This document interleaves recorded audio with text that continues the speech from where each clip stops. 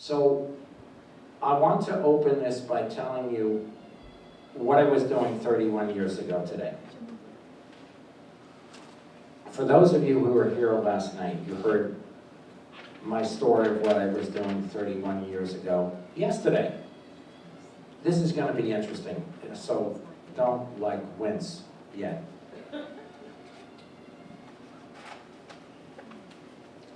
Here it's taken us a month to try to assemble, we hope, 100 people between yesterday and today, and it's not easy. But 31 years ago, I helped assemble a couple of thousand people to New York City with Randall Terry of Operation Rescue to what was the launch of a movement that led to 75,000 people getting arrested over a 3-year period. More arrests than the entire civil rights movement for life. On the morning of May 2nd, 1988, yesterday, 31 years ago, at 6:30 in the morning, my wife and I assembled with about 1,000 people in Times Square. We had just had a morning meeting in this skeevy hotel called the Hotel Carter. We call it the Cartier, just to be wise guys. This hotel was funny because they would do wakes, open body casket wakes in the lobby of the hotel. I'm going, what is this place? A hotel mortuary? I mean, funeral home in Times Square, across the street from the New York Times? Only in New York, my friends. So many of the out-of-towners were staying at this hotel. Okay, my wife is out to here, 9 months pregnant with our first child. We have about 200-300 pro boards that are assembling with us. Now, we can't just say, get out of here. No, they followed us. So they knew what we were doing. They knew that we were going to be doing an action where they didn't know. In fact, most of the pro-lifers didn't know where we were going. There were only a handful of us that knew where we were going. And my wife and I, the New York City leaders, we were in charge of the route. So we tried to throw off the pro boards. We went downtown. And then we took a crosstown train, and then we went uptown. We were trying to lose the pro boards. You ever see that movie, what was that movie? The one, It's a Mad. No, the one with in Manhattan, with Gene Hackman, French Connection, okay. The guy, they're going in and out of the subway, right? The guy goes in, then Gene Hackman goes in, then he goes out, then he goes in again, and we're trying to do that, with hundreds of people, we're trying to, lose the pro boards. It didn't work. It didn't work. It was a nice try, but it was trying to lose 200 or 300 people who are tailing you. Tailing a crowd of 600 is 700. Doesn't work. So at about 8 in the morning,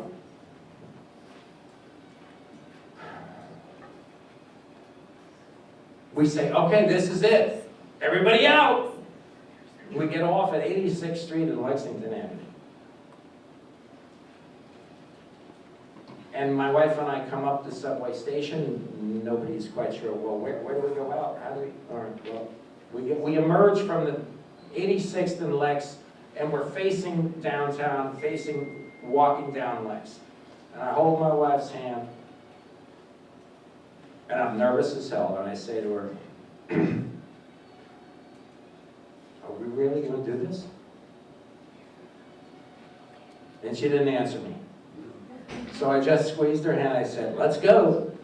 So we pick it up a little bit, and we start trotting, and we go down a block, we make a left, and then a half a block in, On the south side of the street is a 5-story building. And I said, this is it. So I staked out my spot, put a headset on, pre-cell phones. 600 pro-lifers surrounded the door of this Dr. Herbert Schwarz abortion mill. The first arrest probably started about 10 a.m. I was the last one arrested at 1:05. 605 of us got arrested. The police wore white gloves. They were very, very sensitive and gentle with us that first day. At about 11 a.m., my wife went into labor on the sidewalk. The baby came today, May 3rd. The next day, 31 years ago. My rescue baby is Mary Frances Slattery. Happy birthday to you. Happy birthday to you. Happy birthday, Mary Frances. Happy birthday to you. Well, that morning, May 3rd, 31 years ago this morning, we had a second rescue, which was in Queens. We're in Queens right now. Did you realize that? Yes, it said Long Island City, but you thought you were on Long Island, right? You actually are on Long Island. But you're in Queens, Long Island. Is that confusing enough? I went through this joke last night. It didn't go over then either. Anyway. So I'm hustling. Here I am. I'm 8 in the morning. Again, I'm rushing. This time I'm in a 3-piece suit. I've got my briefcase because I got a 10 o'clock sales call at AT&T. I'm working for The Economist magazine, the British News Weekly. I'm in ad sales. I've been working in advertising, for many years, since '78. So, I take the door. There's a rush with the pro boards to take the door of this small abortion clinic. It's off of Queens Boulevard. I can't remember the neighborhood name, but it's off of Queens Boulevard somewhere, one of those neighborhoods. Maybe Rego Park, yeah. So I'm jostling for position at the door with the pro aborts. Here I have my briefcase. And no, I didn't throw the briefcase into anyone's face. But I had to leave like at 9:15 so I could get to Manhattan for the 10 o'clock appointment. So I get to the sales appointment. My boss is with me. She has no idea where I've been. I'm probably sweating up a storm. Here I've been up at the crack of dawn after being arrested and released the previous night from jail with 600 people, okay? She has no idea. My picture is in the New York Times that very day, standing in front of an abortion clinic. Who's there with me? At that time, tight end of the New York Giants, Mark Bavaro, Rabbi Yehuda Levin from Williamsburg, Brooklyn, auxiliary Catholic bishop of the Archdiocese of New York, a genius, former rectory, seminarian, rector of the seminary, Bishop Austin Vaughn, Father Benedict Rochelle, Monsignor Philip Riley of Brooklyn, all kinds of people getting arrested with us that morning. And there, I'm in the picture, the center of the picture in the New York Times, front metro section, and my boss, I just pray she's not picking up the New York Times that day. I'm in the sales call. We're making an advertising pitch to, run advertising in our magazine. And we get a call. It's my wife. She's calling the AT&T. She's calling me at work, because no cell phones, right? So she had to call my office, get the number for Chris, get to the hospital. This is it. This is it. Baby's coming. So that night, I had not taken off that week. I was only had 1 day to take off. But, whoa, all right. Head to St. Vincent, sit down at the village. Mary Frances is born that afternoon. And then I had an excuse for the rest of the week to take off. I had a brand new baby just born, I have to go home. Of course, what I'm really doing is blocking abortion clinics every day the rest of the week. I took off the three-piece suit, left the suitcase, left the briefcase on, and we're rescuing around the city. We had over 2,500 arrests that week, 31 years ago. So when you think of the first week of May, I don't know what you remember in your life. I can never forget May 2nd, May 3rd, that whole first week of May, 1988. Pro-life history. Pro-life history week. Where's Randall Terry right now? Randall Terry is in Dallas, Texas, doing a whole campaign against Pete Buttigieg, or whatever his name is, from Indianapolis, South Bend, Indiana, who's running for president. He's one of the hot shots, you know? He's the openly gay candidate running for president. Did you hear that it was the 21st Democrat that announced yesterday? Yeah. What do you think, we're gonna get to 30? Hopefully. Unbelievable. Is it vanity? Do most of these guys actually think they can become president? It's beyond belief, but we're worried about this guy, Buttigieg, because, oh, he's gay, that's, check off that box. Man, he's got that one nailed. Okay, he's got the gay vote. You know, he's a radical lib. He tried to crush a pregnancy center that was opening up trying to open up right next door to Planned Parenthood in South Bend. He nixed it. He nixed the sale of a building to a pregnancy center organization, which is a very strong one, that's throughout the Midwest. He's very pro-abortion. And Randall Terry, he's still at it. He does a different kind of work than I do, but he's still at it. And he's very good with the media. He's excellent at getting media attention, and he's going after Buttigieg. I call him Buttikiss. And this guy is dangerous. Biden's going to implode, okay? He's not going to make it. This guy is a potential risk, you know?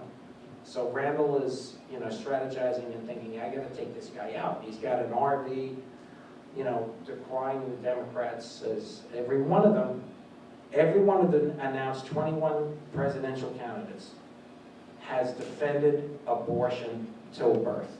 Birthday abortions. Imagine my little baby now, 31-year-old baby, my millennial, Mary Frances. My wife could have aborted her on her birthday. That's not legal in New York State. Are we on another planet? This is what these people are advocating. Last night, some of you were here and you heard state senator, a current city councilman, a reverend, minister, pastor, Ruben Diaz Sr. speak. He was excellent. He's running for Congress. He's from the South Bronx. He's a Democrat. Okay? This guy is going to be the next congressman from the South Bronx. Hope so. A hardcore, pro-natural family, pro-life, Democrat congressman. This guy is going to shake up Washington. He is amazing. His English isn't great. He's originally from Puerto Rico. He's articulate, but he's got a strong accent, and his first language is Spanish. Okay, this guy has a network of 150 Hispanic pastors in the Bronx that he's cultivated for years. I've spoken at 3 of his meetings. They have to translate because I don't speak Spanish. And he's got power like you wouldn't believe in the South Bronx. See, the corruption of the Democrat Party is so bad. They just automatically, the people who are Democrats, the Bronx, much of Queens, much of the city, of course, with the exception of Staten Island, pretty much everybody's Democrat. And, I mean, if you're a Republican, you know, you're basically give it up. You're not going to win. There are exceptions, and time, it's gotten worse over the years, you know. But Republicans in the Bronx, I mean, forget about it, you know. It's not happening anymore. So if he locks down the nomination, he's in. He's been winning his elections for like 82%. He was 16 years as a state senator. He's 2 years as a city councilman, and the gays went after him because he's pro-traditional marriage. You know, he basically on his Spanish radio show he said the gays control the city council. Oh, what a homophobe! Oh, what a hater! No, he just stated a fact. I believe, I know for a fact that they control the agenda here. Just a fact, right? It is a fact. So they want to impeach him for stating a fact. Impeach the guy. So it just so happens, coincidentally, that the 30-year tenure state U.S. Congressman from the South Bronx, Jose Serrano, is retiring. And so, wow, perfect opportunity.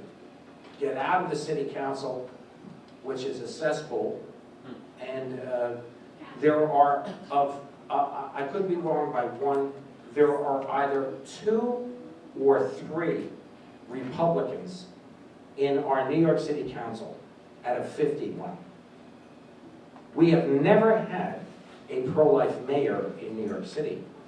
For that matter, we've never had a pro-life governor in New York State, ever, since abortion became an issue in the late 60s. So politically, you know, one of the reasons why so few people are active in our cause in New York City is that people have given up hope. You know, oh, what do we accomplish?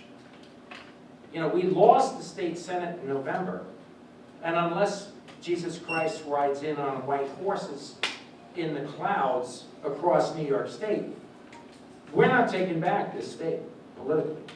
We're losing 66,000 citizens a year. They're moving south. They're moving out permanently, gone. Goodbye, New York. We are, you know, even though we have a lot of immigration, most of it illegal into New York City, even that is not making up for the numbers of people. This is a net loss of 66,000 citizens a year, and most of them are conservative, prior Republican base from upstate, and even the retired, more conservatives in the city, they can't survive economically here on retirement income, so they're getting out. So we're losing the moral majority we once had. And people are discouraged in the pro-life movement. So I am going to show you some artifacts of people that have made a difference in the world and have made a difference and some of you followed this little display last night. But I bring these artifacts, I collect artifacts as an inspiration and a reminder to me that some men and women have made a huge difference in the world and have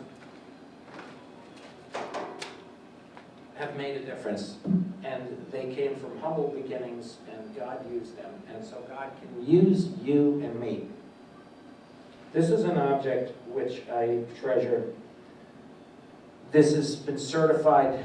These are authentic articles that have been collected and have been passed on through authentic collectors. I purchased this. This came from the estate of the Forbes Foundation. Malcolm Forbes, you know, founded Forbes magazine, wealthy man, had a collection of locks of hair, which was a weird thing that they used to do in the 1800s. They used to collect hair of famous people, okay? Not sure how they got the hair, but this is a single strand of hair of Abraham Lincoln. And this is a piece of the scaffolding where the conspirators who hung him, who assassinated him, were hung from. I'm going to pass this around. Abraham Lincoln helped preserve the Union of the United States. My ancestors fought for the North. Some of you are Southerners here. You guys lost. It was not a good cause. And we are a United States of 50 states. And slavery is history. A lady who you've all heard of, one of our most prominent pro-life organizations in the United States, is named after this woman, Susan B. Anthony. Is an organization that puts over $20 million into promoting the pro-life candidates, primarily female, for office, but presidential races, of course. And they have worked tirelessly to help get President Trump elected. Susan B. Anthony, her signature, a suffragette and a fierce pro-life woman. Pass this around, please. Authentic signature, Susan B. Anthony. One of the great abolitionists and very well-educated and intelligent free men, Frederick Douglass. This is a legal document that he signed in 1886. On the very bottom, Frederick Douglass, his signature.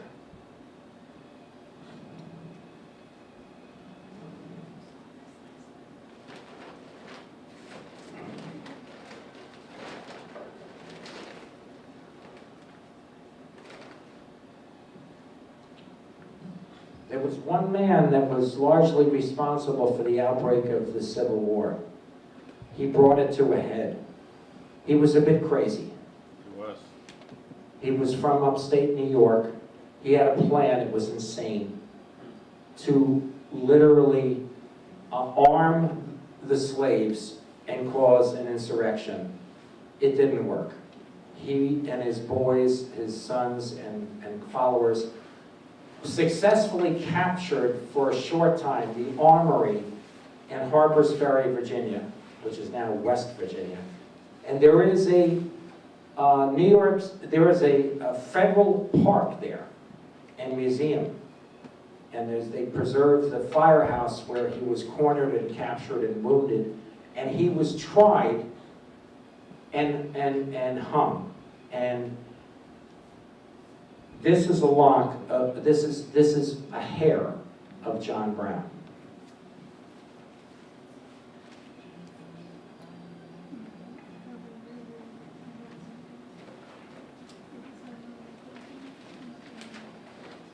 Saints and sinners here, my friends, been largely showing you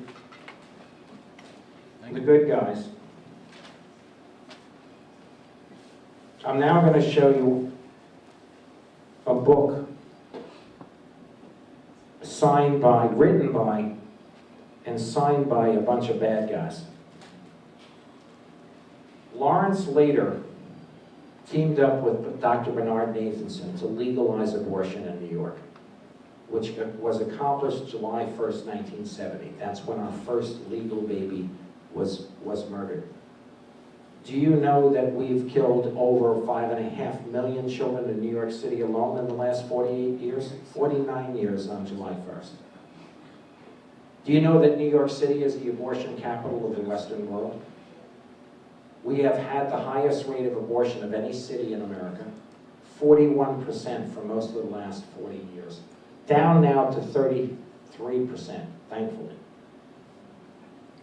Some of you have been working tirelessly to save children and support mothers. But the story of this book by Lawrence Lader, the Margaret Sanger story, Pass it up.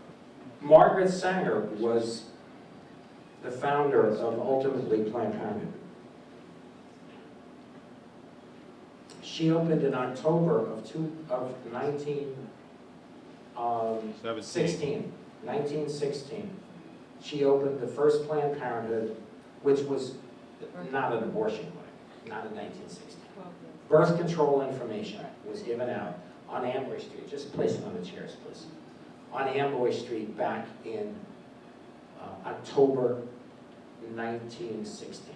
That was 103 years ago. This book I hold in my hands was held in the hands of that woman. This book was signed. Now, I'm not saying there's some cosmic connection, but this book was signed a few blocks from where I was born, a few days from when I was born. Weird. This book was published and released in April of 1955. Her offices were a walk from the hospital where I was born that same very month. So I have to assume this book was signed in the first weeks and maybe months because it was passed around for various signatures. One of the co-inventors of the birth control pill signed this book, funders of Margaret Sanger, and Margaret Sanger's signature is right here. Hold it with care, please.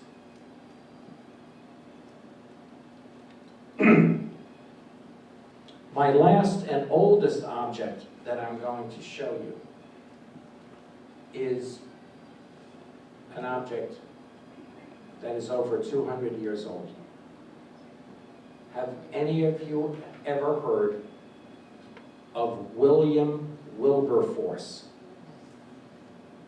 William Wilberforce was a white Englishman who fought in Parliament in London for over 18 years to cripple or shut down the slave trade of the British Empire. And he succeeded in shutting down slavery, the slave trade of the country that really started it all. Spain and Portugal were in on it too. Of course, slavery is not legal in the United States, but it's still practiced around the world. It is a problem that has and may never go away completely. Sex slaves in the United Well, States. there's slavery of Christians, and there are Muslims enslaving in many countries in Africa and even in the Middle East. And sex slavery exists, but it's of course outlawed and illegal. But William Wilberforce signed this document over 200 years ago. I want you to pass that around. I have the authentic certifications that these documents are literally authentic. Now, my last document is what happened to that lady with the camera. She was with the film crew. Is she coming back? Oh, there she is. She's doing some. This is my last object to prove to you that individuals of any age can make a difference. This is a relic, and for those of you that are Protestant, we Catholics do not worship relics. We venerate them. Just like we venerate a document with the signature of these famous people, we don't worship relics.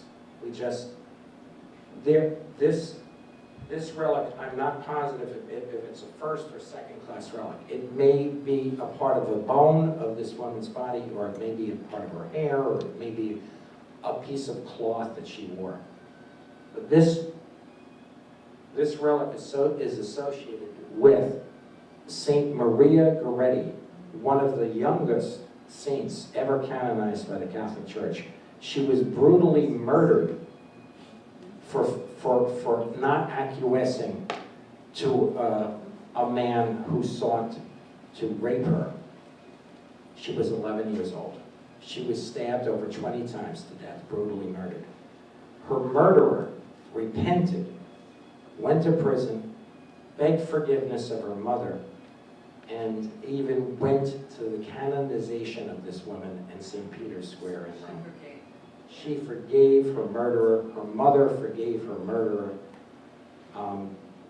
This man became a great apostle and was obviously very touched by his insane murder, but he repented because before she died, Maria forgave her murderer. Well, the attacker. She hadn't died yet. So here's my point on all these things, these objects. They're to make a tangible connection to you and history. The history of our world is filled with heroes and sinners, saints and sinners. What are you going to be? Are you going to be a heroic saint? Are you going to be a forgotten sinner? But choose one. Choose one. Choose to be one. Choose to be a hero. I'm not saying that, like, John Brown was a perfect man. He wasn't. He murdered some people in Kansas. But there was a lot of killing during the times around the Civil War. 600,000 men and women lost their lives in that contest on our soils, fighting for what? The unity of our country, one nation under God, indivisible, united. Was the North pure? No. Were they involved in slavery? Yes. In what ways? Well, they bought the products of slavery, made by slaves.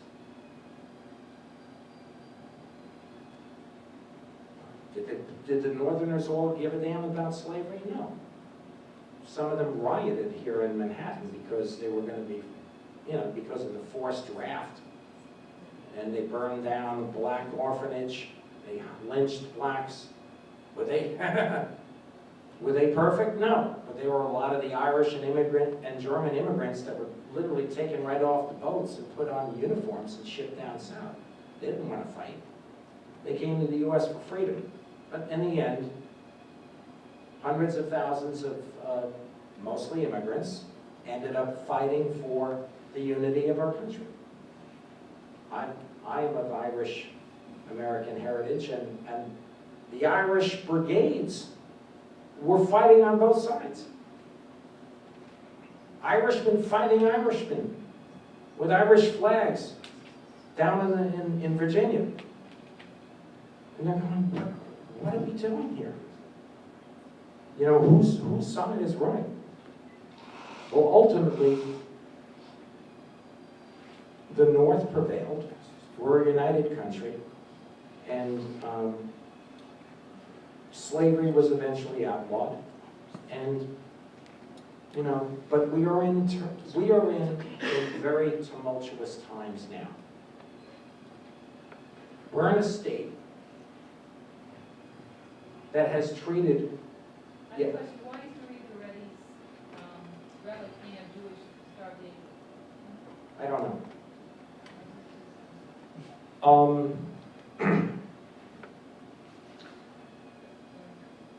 So we're in a time where civil rights have been turned completely upside down. I mean, many did fight to free the slaves and to preserve that all are created equal in our country. But the civil rights movement that is the most important of our time, in my opinion, is the fight for life for the most innocent children and now elderly at risk of extermination through euthanasia. This year, 2019, is going to go down in history as the worst year for civil rights in New York State history, because we legalized child killing to birthdays in our state January 22nd. And we are poised in the coming weeks to see euthanasia legalized in New York State by the Democrat-controlled state legislature, to be signed by our Democrat Governor Cuomo. Can we stop it? I don't know. Should we try to? Of course. A couple of our speakers today are going to be focused on euthanasia and doctor-assisted suicide. They're going to fill you in on these topics. We have a great array of speakers today covering. We have lawyers coming. We have some scientists present and coming. We have some that work in ministry of healing after abortion. We have some that are activists from the street involved in public witness and confronting Americans with the truth about what is abortion. We have some guys with signs, yeah, the signs. We're going to invite some of you to join them this coming week at 5 major university campuses in New York City to show the truth of what abortion is to the public at Columbia, NYU, Brooklyn College, Queens College, and Fordham University. So forgive me for that.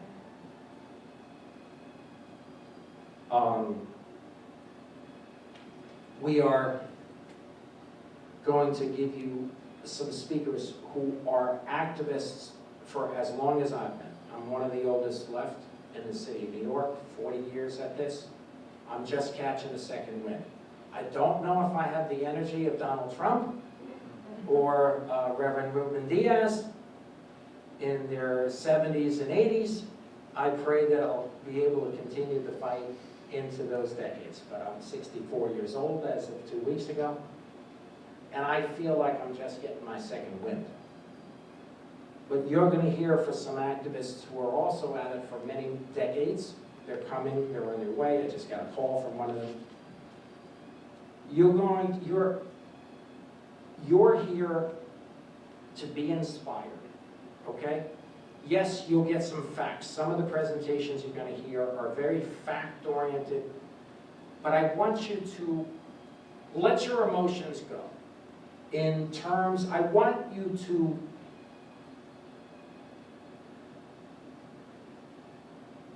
empathize with the messages of the people that are going to present to you. Listen to them carefully.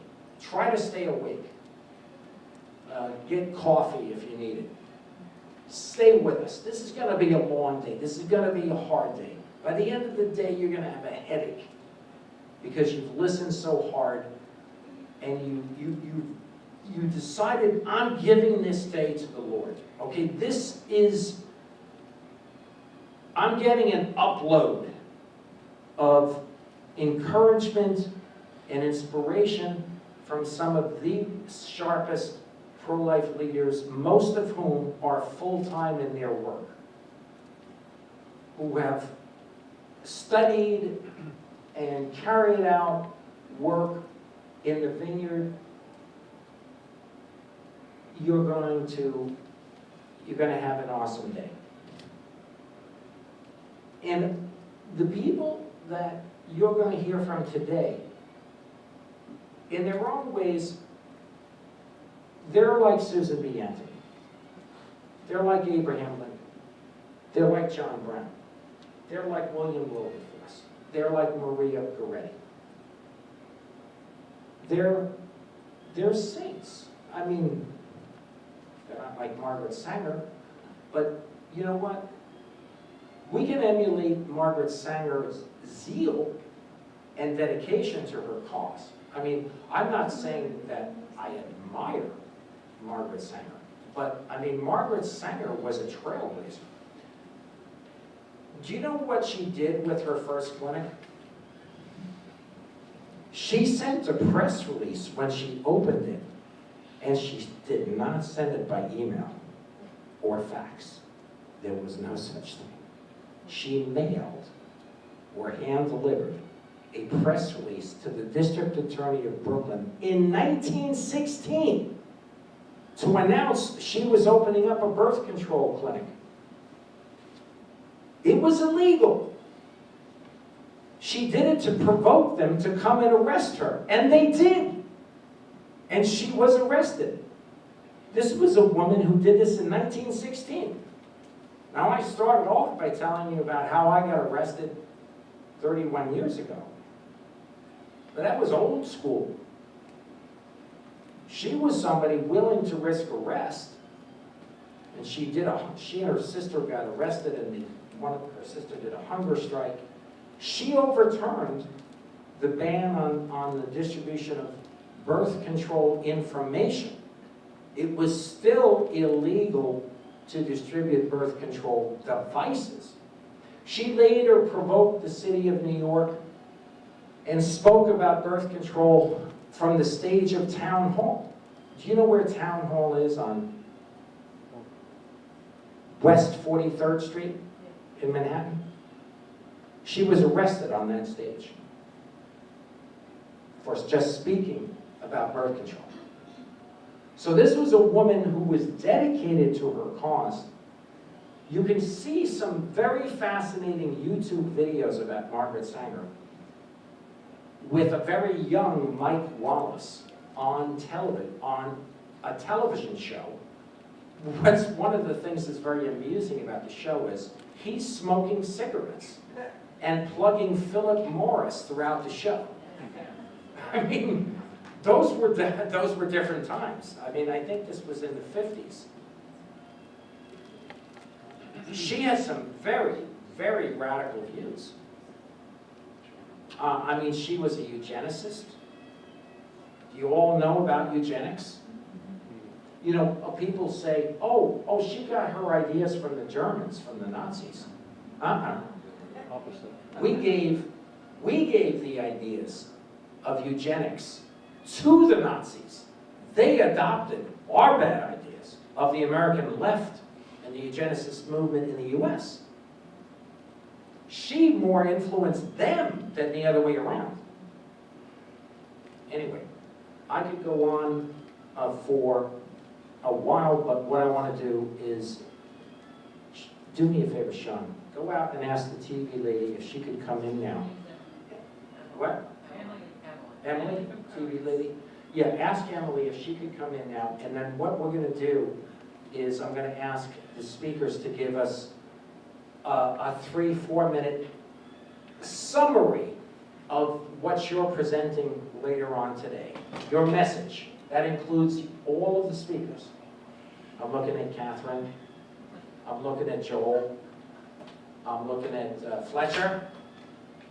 And she's giving an interview to Joni, and she's going to come in a few minutes? Yeah, she's actually interviewing somebody out there. Okay, but as soon did you tell her what I want to do? Yeah, well, I pointed her in here, she's like in the middle of interviewing someone. Okay, I got to forward my calls to Zoe. Hello? How are you? Yeah, hi, about the pro-life event. Okay, so Who's like your face? does anybody, before we begin, we go to the next session, does anybody, Michael, could you take it outside, please? Does anybody have any questions about what we're going to do today, any of the logistical Building questions? 93. Any comments June. so far? Good genes. Yes, sir. Can I just ask, is there any place to get a cup of coffee in the area? Oh, Yeah, cup of quickly. coffee. It's a deli down the block. I don't know, that's a good question. Okay, thanks. They have a Keurig at the They have a what? lobby. They have one outside? In the lobby. Okay. They have, in the lobby, they do have, for $1, they have one of those Keurig? Carafes? Perry. Keurig. Whatever. Let's vote on the pronunciation. Keurig. Whatever. Keurig, starts with a K. $1, you put it in one of those little units, and it pumps out a flavor of coffee that you want. And they have, I think they have creamer out there in the lobby. So if anybody wants to get a coffee, This would be a good time to go get a coffee right now. Actually, What? could we wait 10 minutes? They're doing an interview with Claire and asked if we could stop going out the door. It's For right 10 outside minutes? the- Okay, all right. Yeah. Kill the carrot idea for now. Is there a shop around, because this is the door to the outside? If you head down 2 blocks to Broadway Street, to turn No, right out of the gate. Now, we don't want anyone going outside the building. We'll wait 10 minutes and then we'll do coffee over there. Yes, question? Chris, in my case, I've been working with the pro-life movement, and I go to... Take the mic. My name is Mariana Sanchez, and I've been working with the pro-life movement. I go to vigils, I go to marches, and in my churches, I give them the Human Life magazines. You know, my question, I'm here because I want to find out what else can I do, because I feel like I have a different call. How can I compromise to teach people what abortion is and how bad it's doing to the whole family? Thank you. Okay. Where do you live? Where do you live? Where's your home? Queens. Queens, okay. Can I answer that? Can you answer that? Let me From my give own her, perspective. let me give her my answer first, then I'll give you a shot.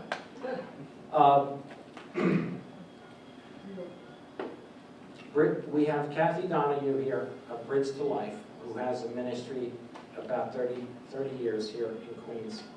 And I have been operating a part-time ministry here in Queens for about 15 years. We both do service to expectant mothers in Queens. I have an office in Jackson Heights. Hers is in Flushing? Flushing and Astoria. Flushing and Astoria.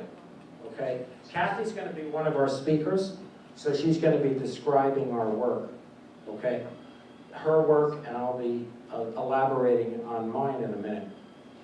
All right, Miss, you wanted to say something? Yes, hi.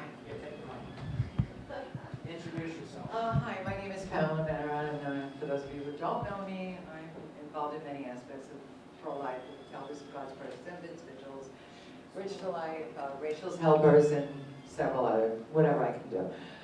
My answer to you, and this is from my heart to yours, that my perspective is from a much larger, yes, we have all these tactical things that we can do, but our most important mission, I humbly suggest, is to reach the hearts and minds of women. And that is only by educating ourselves first as to what exactly has been perpetrated against women, and help them to realize this has been the greatest assault on femininity and on women. It is so antithetical to everything that they proposed. That is the way they were able to deceive so many people and so many women by making them believe that our own femininity is something that is a disease that has to be treated with medication. Everything has to be done to stop a perfectly natural function of our bodies as women.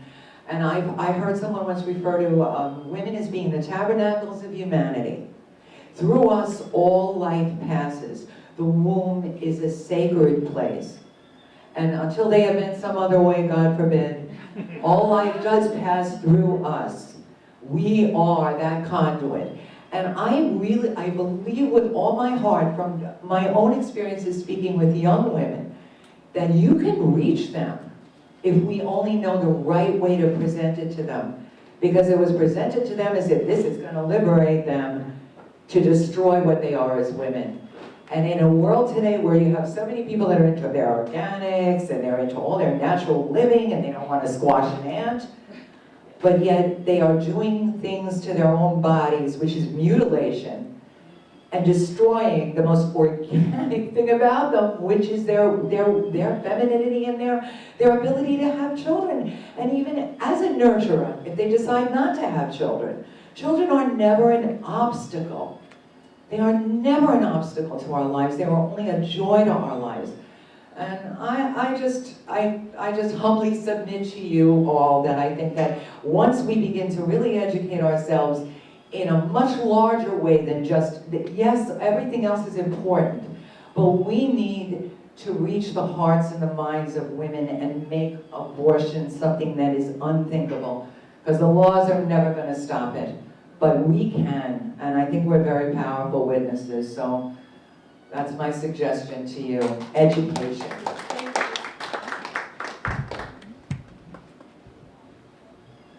Reverend Patrick Mahoney just arrived. Hello, Pat. Thank you. God bless you. So I'm going to, for 5 minutes, just give you a bit of an overview of the kind of organizations that do exist in New York City that have been fighting for life, so you get an idea of the breadth of our movement and what's going on.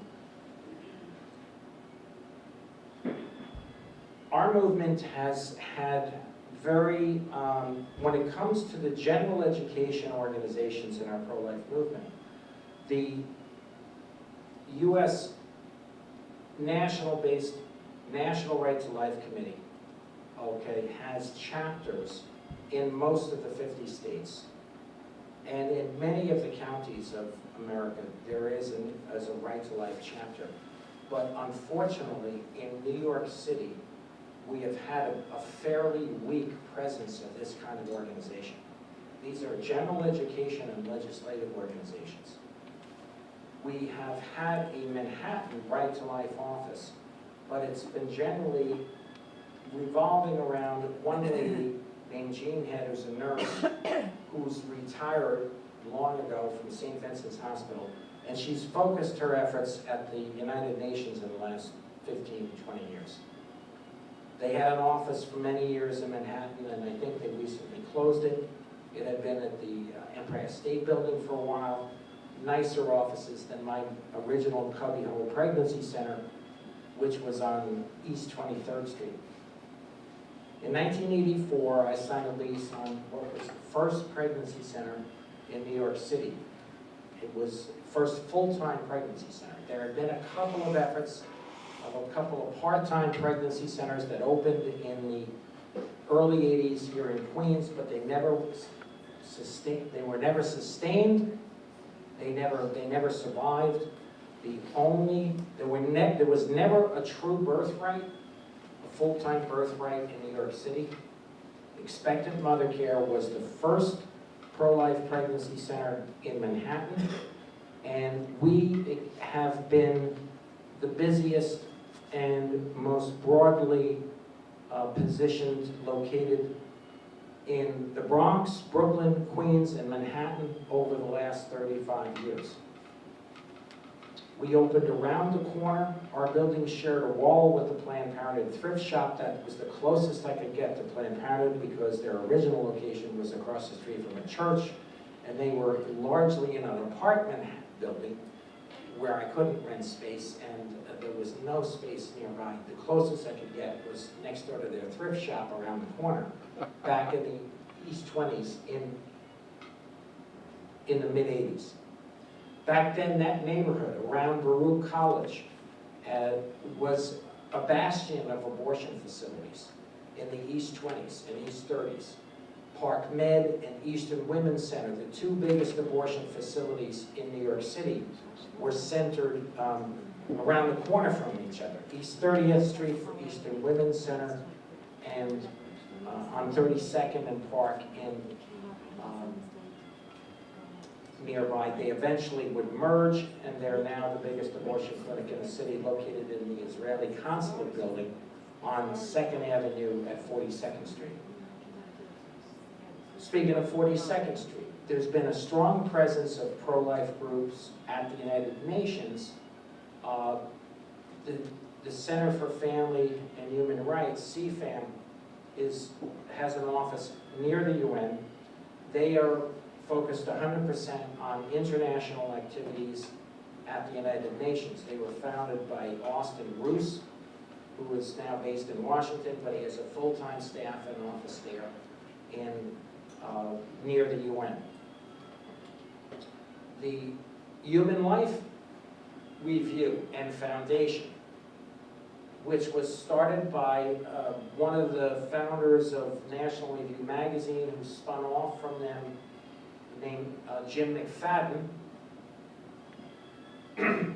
His daughter, Maria, is speaking later today.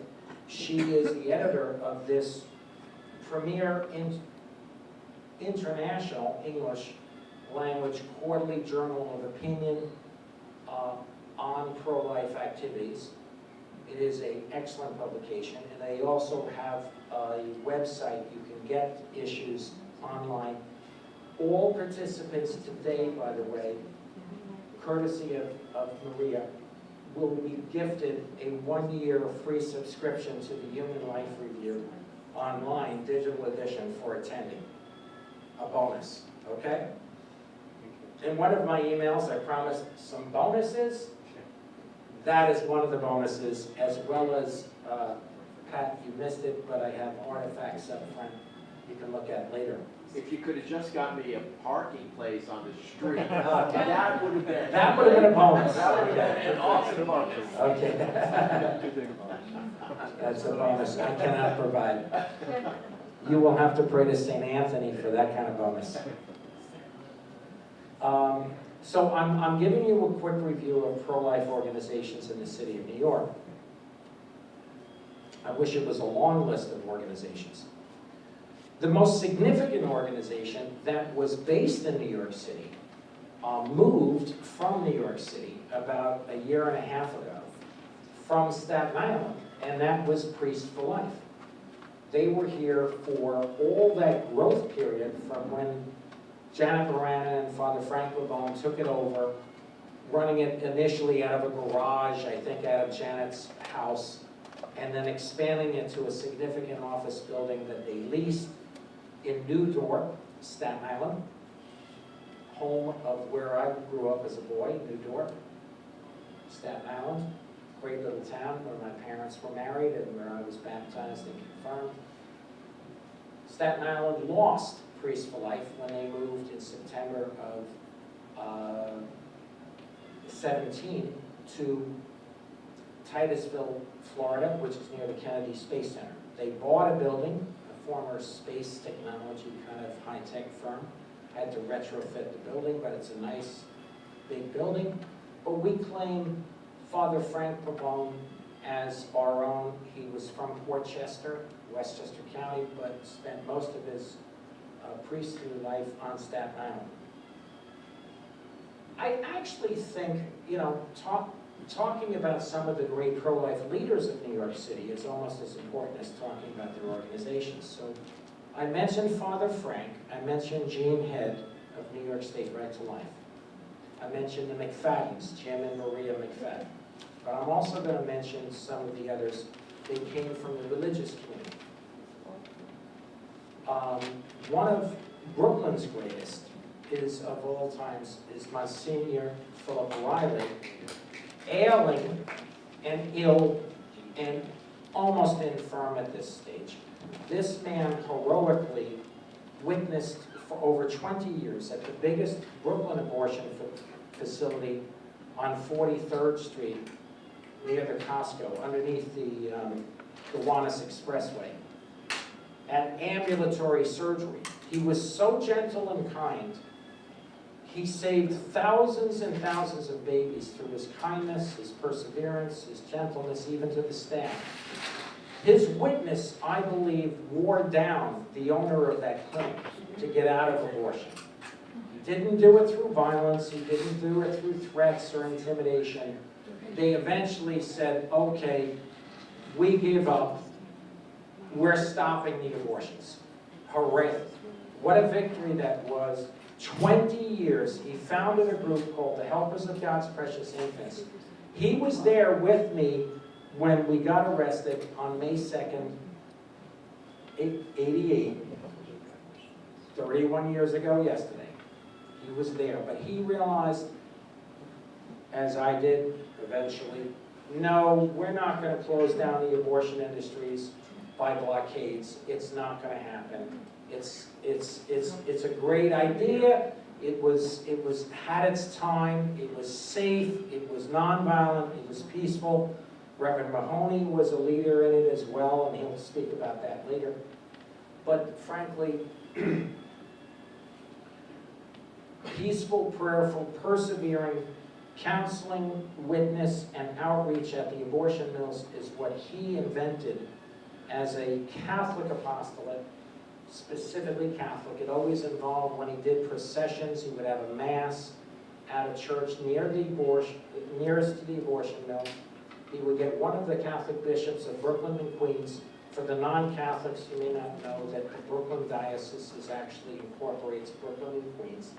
That's a separate diocese from New York City's, from New York Archdiocese, which incorporates Staten Island, Manhattan, Bronx, and northern counties.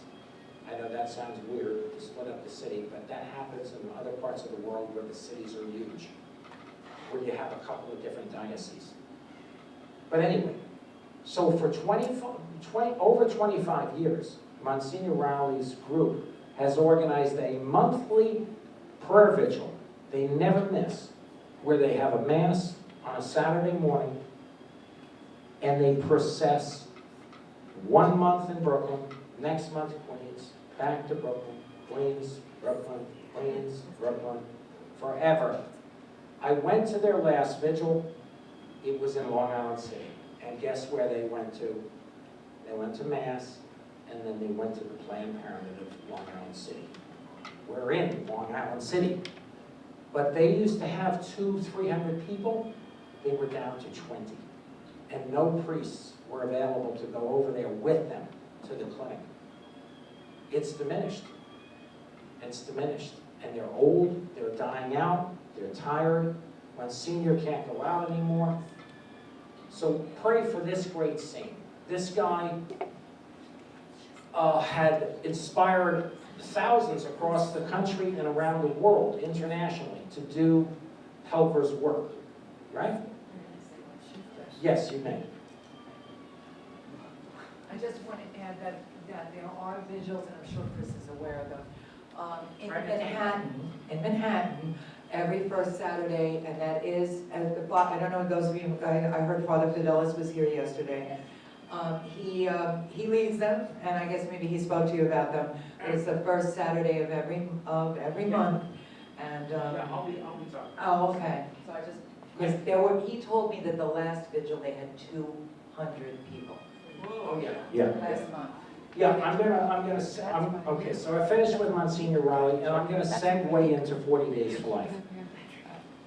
Back in 2007, 40 Days for Life was launched. Now, I had my hands full with expected mother care, and I was embarrassed to see when they started the registrations for this, the first year there were like 25 locations in the United States that signed up, and I'm looking at the states. What? There's nothing in New York City? Oh man, no, this can't happen. This is embarrassing. How could the pro-life movement not have 40 Days for Life? So I did it. I was the only 40 Days for Life organizer for 7 years, starting in 2007. I picked a Queens location on what I call Abortion Row. There were at one time about 7 or 8 abortion facilities in Jackson Heights and Corona on or right off of Roosevelt Avenue. We picked a spot. And the guy, Sean Carney, came out and did a video of us at this spot with my New York accent, and he loved it, and it got a lot of hits.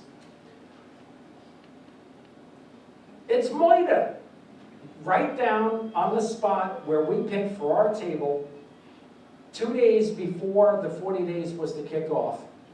A guy was mited. He was mited right there on the spot. Why? Because it was a drug spot. They were selling drugs there, and it was a murder associated with the drug sales.